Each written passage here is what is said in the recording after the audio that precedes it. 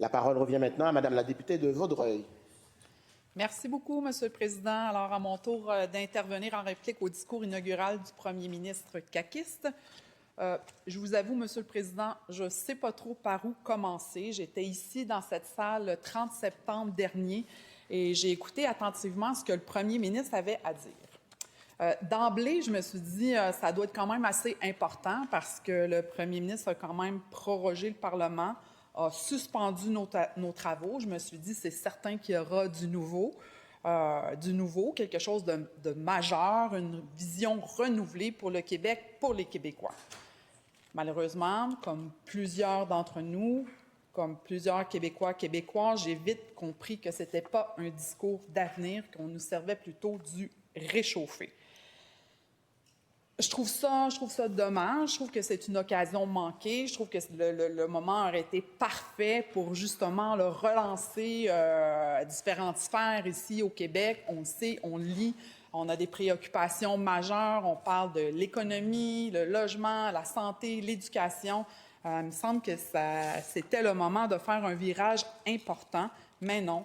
On a plutôt constaté un bris de confiance généralisé. Un bris de confiance généralisé, Monsieur le Président, parce que c'est ce que je ressens. C'est ce que je ressens chez nous à Vaudreuil quand je me promène sur le terrain, quand je vais dans les activités de comté. Les gens viennent me parler. Les gens sont préoccupés, non pas tant par les prières de rue, mais par le coût pour se loger, le coût pour se nourrir. L'épicerie coûte cher. Comment va survivre leur commerce? Ça aussi, on vient m'aborder en me disant bien, on a des difficultés, comment nos commerces vont survivre, des petites PME. Et le transport aussi. Le transport est un enjeu important dans le comté de Vaudreuil. Les citoyens sont désabusés, puis le message d'unité que la CAQ essaie de passer, bien, ça ne convainc pas personne. Moi, je le ressens dans Vaudreuil et dans Soulanges. Le premier ministre nous dit « Protégeons notre monde ». C'est un beau slogan, ça, « Protégeons notre monde ». Mais après 7 ans, les gens voudraient surtout qu'on les écoute. Parce que l'écoute, c'est ce qui fait avancer le Québec, parce que quand on est à l'écoute, on a les priorités aux bonnes places.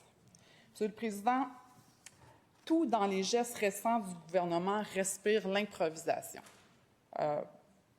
Je vous le dis, moi, j'ai été élue en 2014, ça va faire bientôt 12 ans que je suis ici, puis j'ai jamais vu ça. C'est la première fois que je peux constater l'improvisation d'un gouvernement. Des projets de loi avec des articles pointables, Monsieur le Président, je vais vous en parler un peu plus loin, comme porte-parole aux affaires municipales, je n'en reviens tout simplement pas. Et la plus belle preuve, c'est cette prorogation sans justification. On est ici aujourd'hui, on passe des heures et des heures à répondre au discours inaugural du premier ministre, mais on n'a rien de nouveau à dire. Les priorités des Québécois et Québécoises ne sont toujours pas respectées. Un remaniement ministériel, ben oui, un remaniement ministériel. Et dans les premières semaines du remaniement ministériel, moi, ce qui me surprenait, c'était de voir les nouveaux collègues, les nouveaux ministres ou les ministres qui ont changé de place, qui ont changé de poste, mais qui disent que le ministre précédent, bien, c'est vrai, il n'était pas à bonne affaire, moi, je vais faire mieux. Monsieur le Président, c'est dur d'y croire. Rendu où on en est maintenant, c'est dur d'y croire. On sent que c'est un gouvernement épuisé, replié sur lui-même, incapable de reconnaître ses erreurs. Puis je dois le dire, Monsieur le Président, si on revient quelques années en arrière, c'était un gouvernement qui était capable de les reconnaître, ses erreurs. Le premier ministre le disait publiquement, je reconnais, j'ai fait une erreur, j'efface l'ardoise, je recommence. Mais maintenant, après 7 ans, c'est un gouvernement qui n'est pas capable de reconnaître ses erreurs. Puis pendant ce temps-là, quand on ne reconnaît pas nos erreurs, bien, les besoins criants sur le terrain restent sans réponse.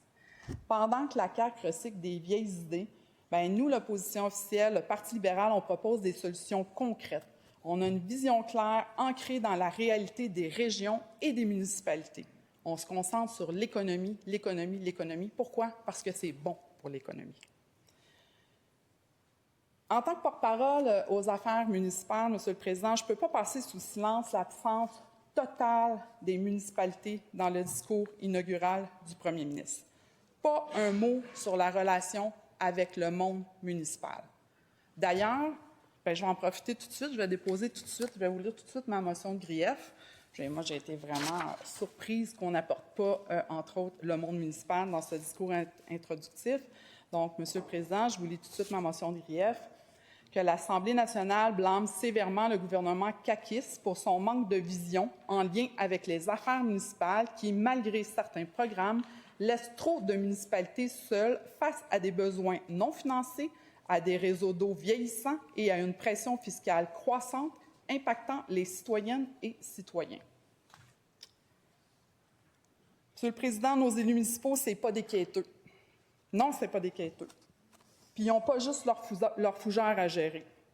Ils font de l'aménagement du territoire, la gestion des eaux, la gestion des mesures d'urgence, la planification de transport collectif, en plus de fournir des services directs aux citoyens, des parcs, des bibliothèques, le service des vidanges, le recyclage et bien plus. Je pourrais commenter longtemps. Il y en a vraiment beaucoup de services que les municipalités offrent à nos citoyens. Les élus municipaux sont des premiers répondants démocratiques. C'est eux qui voient chaque jour les familles s'endetter, les logements se faire rares, les infrastructures se dégrader. Ils sont souvent les premiers, d'ailleurs, interpellés dans les conseils municipaux. Récemment, je suis allée faire un tour au congrès de la Fédération québécoise des municipalités. J'ai jasé, entre autres, avec l'Association des directeurs municipaux du Québec. Vous savez combien d'heures par semaine une municipalité passe de temps à remplir de la paperasse de la reddition de comptes?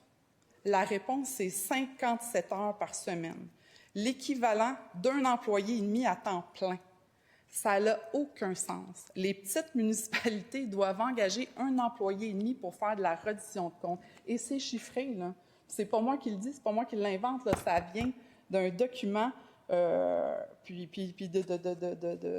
de données qui viennent de l'ensemble des municipalités au Québec qui ont été répertoriées par les directeurs municipaux du Québec.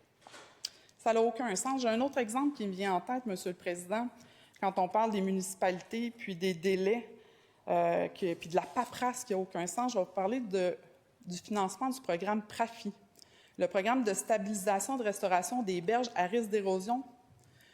Moi, j'ai 2 municipalités dans mon comté, Vaudreuil-Dorion et Notre-Dame de l'Île-Perrot.